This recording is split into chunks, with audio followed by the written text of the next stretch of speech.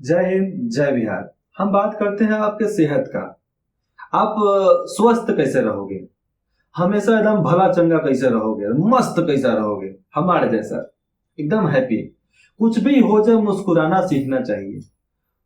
दुनिया में, जीवन में, परिवार में कितना भी बड़ा उथल पुथल हो जाए, कुछ भी हो जाए, मन पे एक अलग सा मोहक होना चाहिए, मनमोहक विचार होना चाहिए, फेस पे हल्का सा स्माइल होना चाहिए। बाकी सब छोड़ दो प्रभु के ऊपर, प्रभु सब करवा देंगे। अरे आपके खुदा हैं, आपके भगवान हैं। जब दोनों आपके साथ है तो आपको किस बात का दिक्कत। मैं बस इतना ही बोलना चाहता हूं।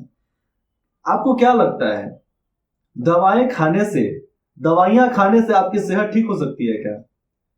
आप मतलब चॉकलेट के जैसे गोली फाँक रहे हो, इधर सुबह गोली, दोपहर गोली, शाम गोली फाँक रहे हो, गोली मेडिसिन ही खा रहे हो।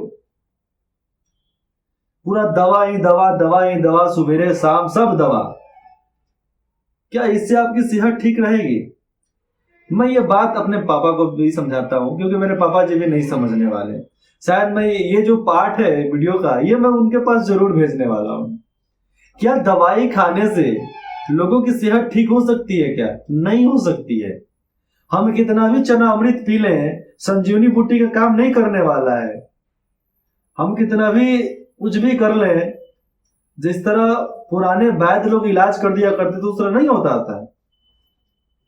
हमारे पास एक पौधा हुआ करता था जो सांप के काटने पर जहां बाइट करता था वहां पर डालते थे तो वो जहर को चूस लेता था और इंसान ठीक हो जाता था। थोड़ा सा वहां से खून बहाना पड़ता था, चाकू से काट के खून बहा दो, कोई दिक्कत नहीं है। हम उस जमाने से आते हैं जहां पर जॉन्डिस होता था तो हम हॉस्पिटल नहीं जाते थे, लोग झाड़ फूक करके जॉन्डिस खत्म कर दिया करते थे। नजर लगता था तो लोग झाड़ फूक करके नजर भगा दिया करते थे। भूत प्रेत जब पकड़ते थे तो आज डॉक्टर बोलता है कि मानसिक संतुलन खराब हो चुका है। हमारे गांव के लोग, हमारे बिहार के लोग, जैसे ग्राम वाले लोग, तो पहले हमारे पास था कि मंत्र फूक कर, झाड़ फूक कर ठीक कर देते थे लोग। जो बीमारी आज मेडिकल साइंस ठीक नहीं कर सकती है, उस बीमारी का इलाज आज आयुर्वेद में है, तंत्र मंत्र में है। कैसे? क्योंकि यहाँ पर हमारे पास जो लोग हुआ करते थे वो सिद्धि हासिल करते थे। मेरा यहाँ पर ये मतलब नहीं है बताने का कि ऐसी ऐसी बात है।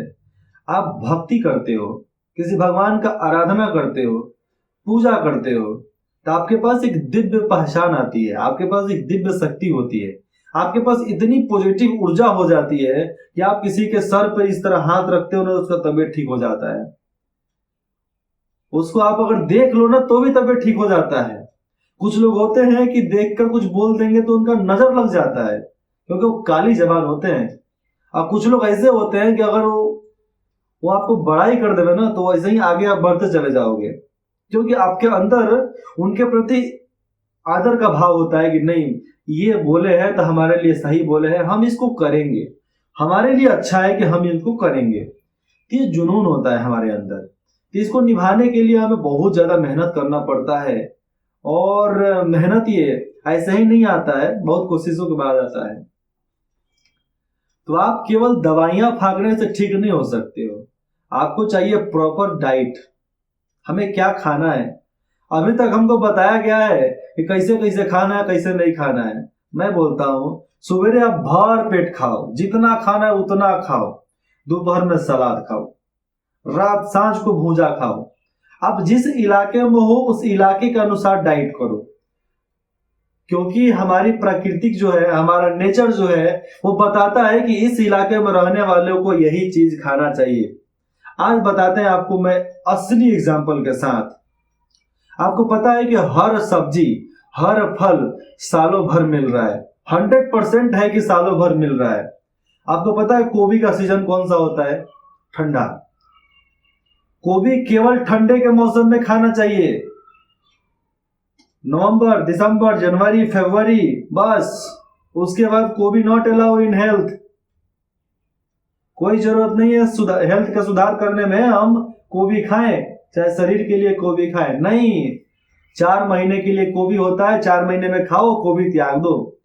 आलू एक ऐसा सब्जी है जिसको आप सालों भर खा सकते हो, सालों भर मिलता है।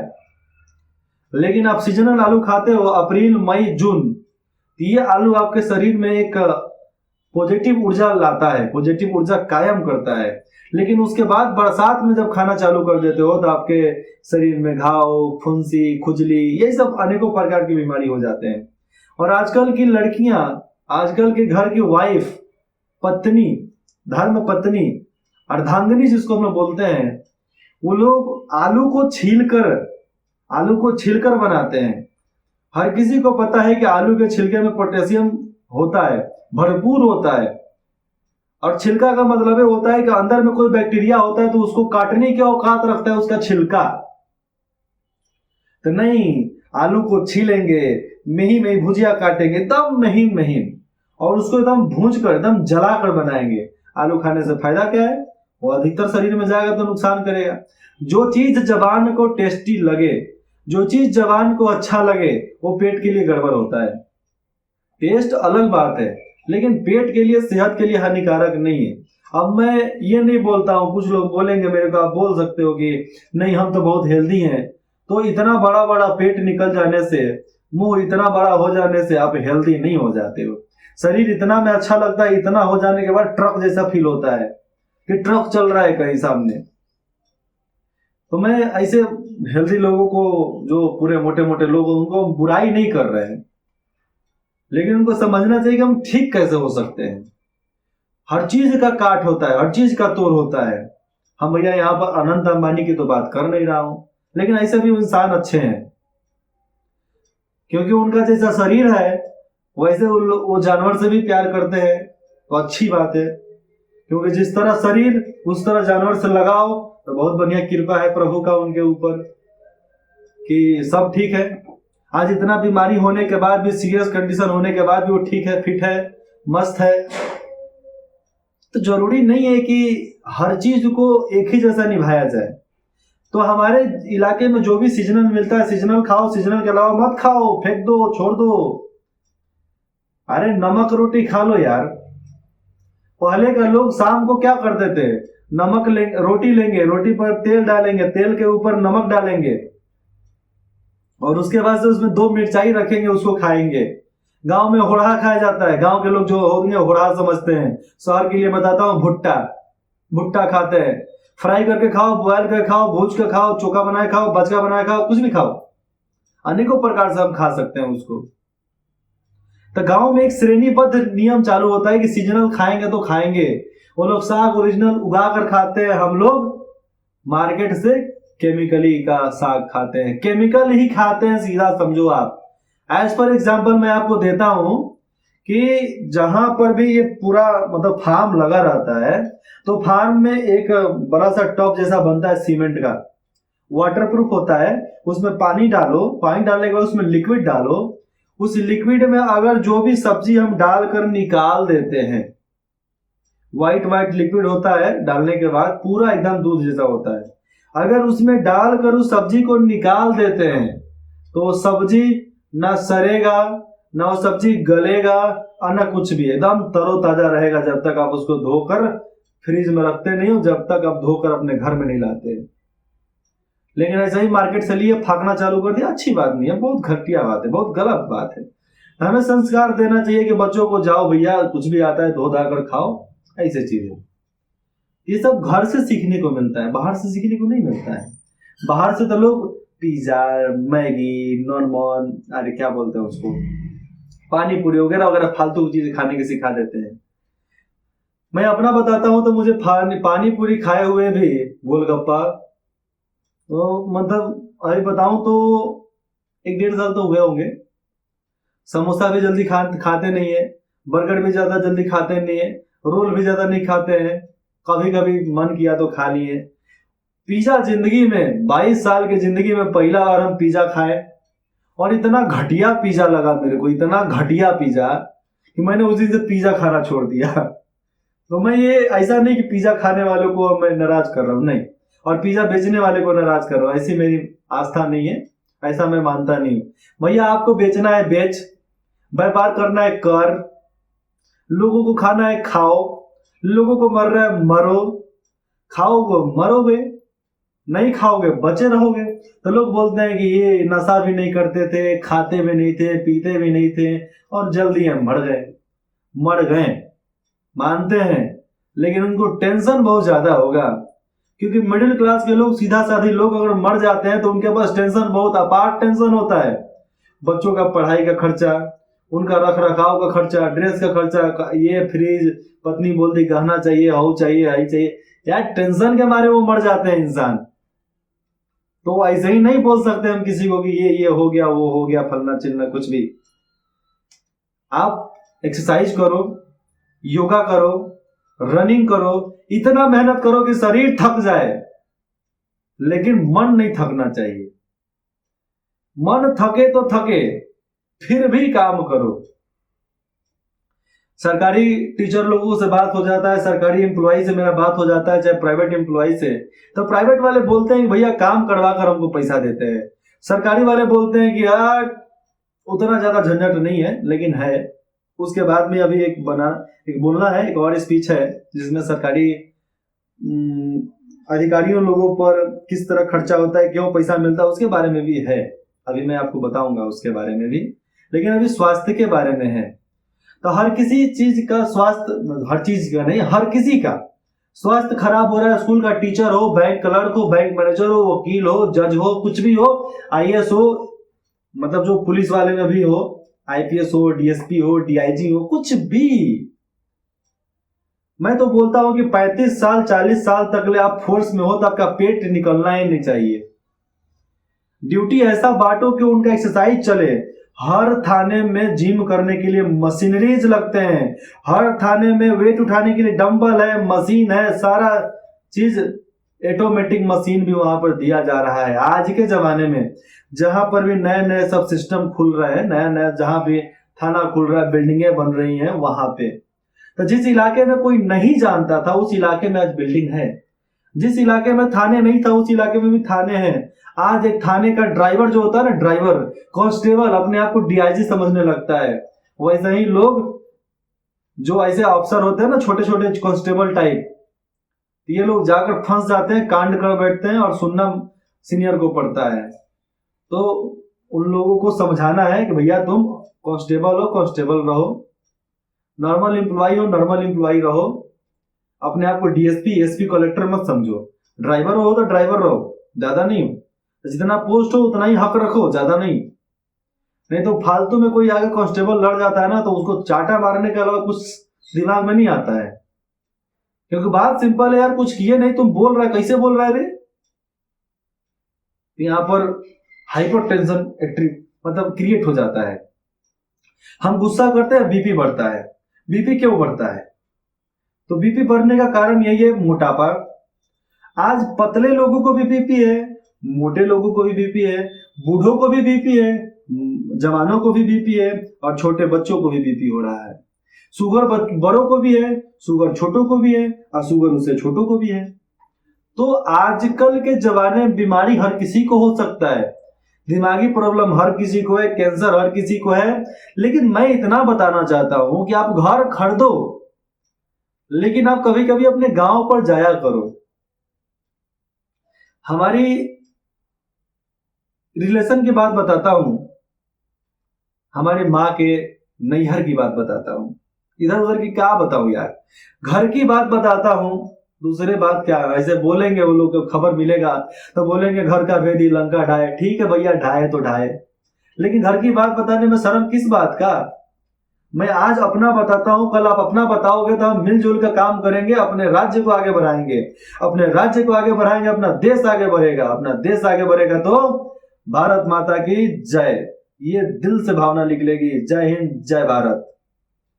मैं बिहार से हूं, इतना बोलता हूं, जय हिंद, जय बिहार, भोजपुरिया समाज जिंदाबाद। तो ये नारा चलेगा, बहुत जल्दी चलने वाला है। तो चलिए सेहत की बात कर लेते हैं। तो जो लोग शहर में चले जाते हैं उनका सेहत उतना अच्छा हो नहीं पाता है, रह नहीं पाता है। कारण ये है कि उनके पास इन्वायरमेंट साफ नहीं है, जमीनें नहीं है खेलने कूदने की, आपके काम के अलावा आप दूसरा कुछ करते नहीं हो, फिजिकल एक्टिविटी है नहीं, सुबह उठोगे नहीं, टहलने जाओगे नहीं, और दूसरे को आप यहाँ पर स्पीच दोगे कि हम तो पूरा दुनिया घूम ले हैं प्रभु, तो उससे एक ही सवाल पूछो, पासपोर्ट है, वीजा है, आज तक पासपोर्ट पर टिकट लगा, नंबर चढ़ा, तुम कैसे बोल दिए कि दुनिया घूम लिए? अच्छा बताओ ये चीज कहाँ है? जीके जीएस का नॉर्मल सवाल पूछोगे ना तो दुनिया देखने वाले अचंभा हो जाएंगे। तो हमारा हेल्थ खराब होता है हमारे एरियाज की वजह से, हमारे इलाके की वजह से, हमारे रहन सहन के इलाके से, हमारे काम के इलाके से। क्योंकि हम देखो, अब यहाँ बात सिंपल बता देता हूं कि आप काम करके आए, उसी समय घर जाने का, आराम करने का क्या टेंशन है? जाओ यार बाहर, बच्चों को लो, बच्चा है तो बच्चे को लो, नहीं है तो ऐसे ही चले जाओ, कोई नहीं है तो हस्बैंड वाइफ अकेले चले जाओ, टहलने चले जाओ। मैं तो बोलता हूँ, अपने घर में बोलता हूँ कि अरे भाई आप लोग हस्बैंड वाइफ हो, सुबह आप टहलो, जा घूम कर आओ, नहीं जाना है तो शाम को जाओ, रात को जाओ। भैया अपना इतना बढ़िया इलाका है, जाकर घूमने में किस चीज का हर्ज है, किस चीज का दिक्कत है घूमने में? लेकिन है ना शर्मिंदगी, तो जो खाए शर्मिंदा, जो होके शर्मिंदा, वो तो गए भैया काम से। उनकी कोई मतलब यहाँ पर ठीक तरीके से बोला जाए ना तो उनकी क्या बोल सकता हूं मैं, कुछ नहीं। तो आगे मैं बताता हूं, अपने ननिहाल की बात बता रहा था। तो हमारे नाना जी के 2 बेटे, 3 बेटियां, 5, कितना, 5 पंजा। हाँ, तो बात आता है क्या, हमारी जो बड़ी मामी है वो जहां से बिलोंग करती हैं, वहां एक तरीके से पूरा बसवारी या चेवड़ ही है। हमें सुनने को मिला, घर के लोगों से सुनने को मिला कि वो बोलती है कि गांव पसंद नहीं आता है। हमारी दोनों मामियां बोलती हैं गांव पसंद नहीं आता है, गांव में आ जाएंगे तो हमारे बच्चों की परवरिश कैसे हो जाएगी, हमारा बच्चा हमसे दूर नहीं होना चाहिए। और उस बूढ़े माँ बाप से आप उनके बच्चा को छीन कर वहां पर रखी हैं, क्या भैया उनको तकलीफ नहीं होता क्या? तो हमें समझना चाहिए कि हम क्या क्या कर सकते हैं एक दूसरे के लिए। अरे नया चीज नहीं कर सकते तो पुराने को तो नया ला सकते हैं ना। आजकल बड़े बड़े इंडस्ट्री वाले क्या कर रहे हैं, पुराने संस्कृति को, पुराने परंपरा को सामने लाकर रख रहे हैं कि हाँ भैया लोग जानेंगे इससे कि इतना कुछ हो सकता है यहाँ से। तो बात मेरा सिंपल है, केवल दवाएं मत फाको, क्योंकि दवाइयां फाकने से आपको सेहत एकदम बॉडी बिल्डर नहीं हो जाने वाला है। और ड्रग्स वगैरह तो लो नहीं, जो भी फालतू चीज लेते हो लो नहीं। सबसे पहली बात, जिम करते हो तो आप जिम का प्रॉपर नॉलेज लो तो जिम करो, नहीं तो जिम करने के चक्कर में अधिकतर लोग मर जा रहे हैं। 22 साल का लवंडा वो चाहता है कि हम 240 किलो पंप करेंगे, कहां से पंप करोगे यार? तुम्हारे हड्डी उतना मजबूत नहीं है, तुम्हारा मसल्स उतना मजबूत नहीं है, और तुम कहते हो कि 240 पंप करेंगे। हम हेवी से हेवी पंप किए हैं तो 80 केजी 90 केजी तक पंप किए हैं, क्योंकि भैया उससे ज्यादा हमारी औकात नहीं थी। हमारे शरीर के बनावट के अनुसार, हमारे एज के अनुसार हमारा बनावट था कि आप इतना हाईएस्ट जा सकते हैं, इतना आप उठा सकते हैं। मैंने तो प्रोटीन का इस्तेमाल भी नहीं किया था। प्रोटीन का इस्तेमाल नहीं करके अगर बॉडी बनाते हो, बॉडी आपका है तो जल्दी जाएगा नहीं। अगर आप प्रोटीन खाकर बना रहे हो तो समझ लो भैया कि जिस दिन एक्सरसाइज छोड़े तो जो इतना फुलल फुलल होता है ना पूरा एकदम आपका मसल्स, ये एकदम घट जाएगा।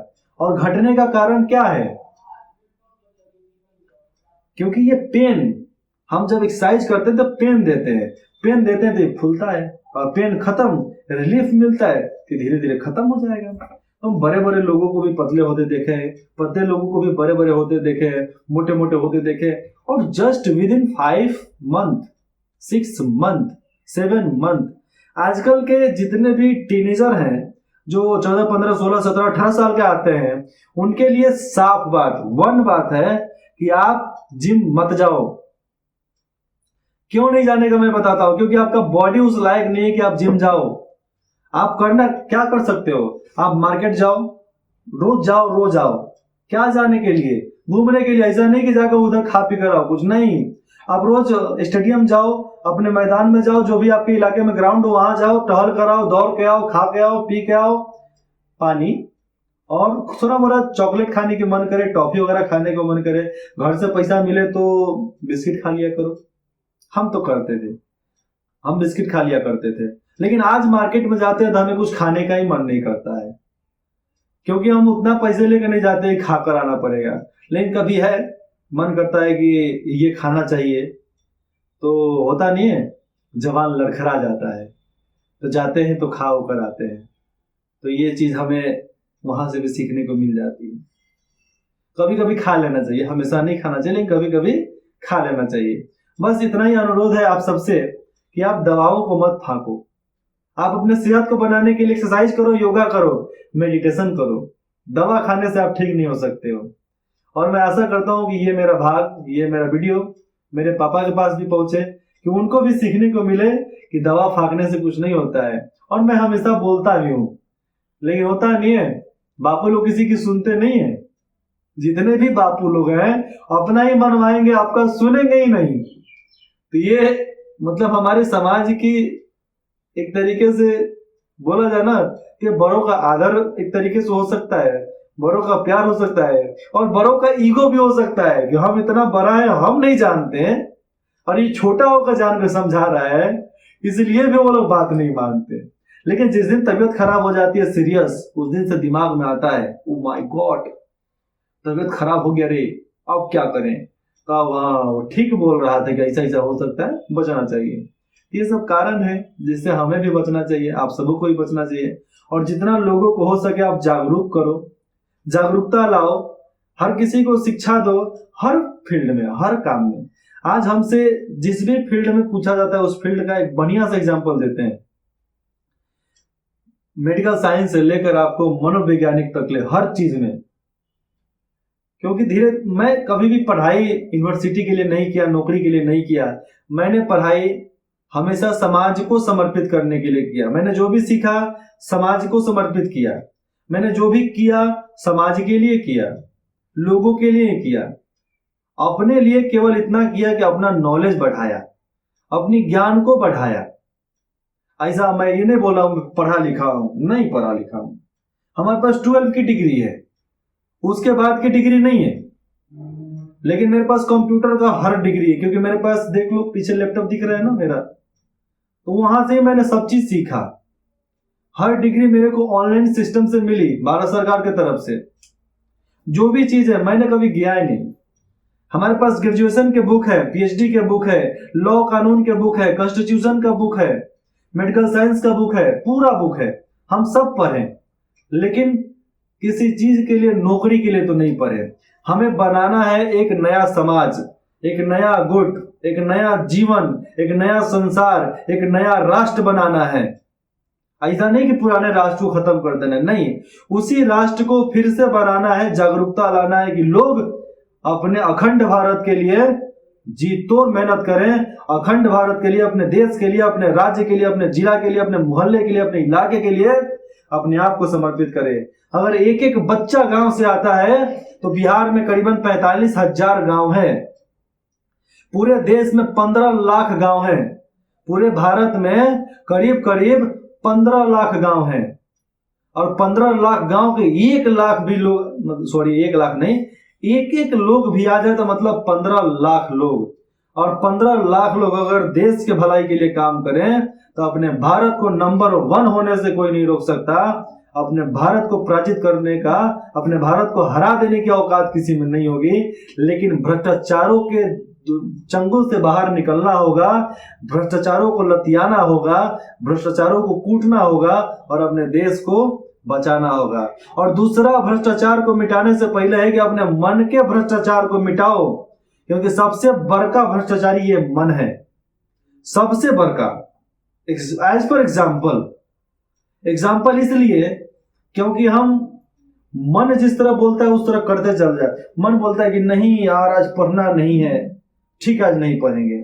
मन करता है रिलेशन में जाएंगे, शादी है, बहन का शादी है, भाई का शादी है, क्या जरूरत है जाने का भैया। हमारे घर में भी शादी होते हैं, हमारे घर में भी रिलेशन है। किसी को हिम्मत नहीं होता है कि मेरे को बुला रहे, कोई नहीं बुलाता है, क्योंकि उनको पता है कि नहीं आने वाला है। क्योंकि ज्यादा ढोंग ड्रामा होता है तो मैं जाता नहीं हूं वहां पे, कुछ नहीं। हाँ, वहां पे कुछ नया हो तो जाएंगे। जैसे मैं किसी के अंतिम संस्कार में कभी कभी चला जाता हूं और उसका तबियत खराब हो तब जाना चाहिए। हाँ जाना चाहिए, तबियत खराब हो जाओ, अंतिम संस्कार में जाओ। अगर बच्चा पैदा ले रहा है तो पैदा ले रहा है तो छठियार में जा सकते हो खाने, शादी फंक्शन में जाने होते हो जाओ, लेकिन न्योता पछारी करने के लिए मत जाओ। आज अधिकतर लोग शादी में क्या करने के लिए जाते हैं, खाना भी हेल्दी नहीं होता है, खाना भी सब एकदम केमिकली बना दिए जाते हैं। आज किसी भी फंक्शन में चावल नहीं धोए जाते हैं, चावल को डायरेक्ट बोरा खोल कर डाल दिया जाता है, चावल छान के लोगों को खिला दिया जाता है, दाल उसी तरह डाला जा रहा है, ऊपर का फेंक दिया जाता है, सब्जी को ठीक से धोया नहीं जाता है, मसाले पर मसाले डाले जा रहे हैं, कूटा हुआ मसाला डाला जा रहा है, सब चीज ऑनलाइन नहीं मार्केट से आ रहे हैं वही डाले जा रहे हैं, रिफाइंड डाले जा रहे हैं, रिफाइंड की जगह पे अब कड़ू तेल चल रहा है, डलडा तो बंद हो गया। ये सब धड़ल्ले से बिक रहा है, बहुत ज्यादा ऑयली खाना हो जाता है।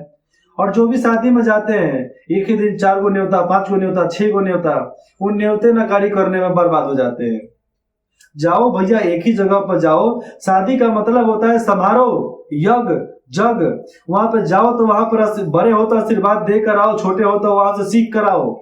लेकिन नहीं करेंगे हम ये सब। हम जाएंगे न्योता लिखवाएंगे, वहां पर मुंह दिखाएंगे, शक्ल दिखाएंगे, फिर घरे वापिस। इसीलिए जाना बेकार है। तो यही मानसिकता जो है बदलो। कोई जरूरत नहीं है भैया इतना करने का। आजकल पंडितों से पगला गया है, अपना शेड्यूल चेक करता है, कि इस दिन शेड्यूल है तो उसी दिन विवाह होगा, चाहे उनका मुहूर्त हो चाहे नहीं हो। तो ये बातें उन लोगों पर सूट करता है, क्योंकि वो भी लोग करप्ट हो गए, क्या करेंगे, खाने को कुछ तो है नहीं, यही चीज है, अपना बिजनेस फैलाने के लिए कुछ भी करते हैं। अगर मेरी बात से किसी को ठेस लगा हो तो माफ करना। अगर हमारे बात से आपको थोड़ा सा भी अच्छा लगा कुछ भी, तो आप हमारा साथ दो कि मैं अपना बिहार बदल सकूं। धन्यवाद।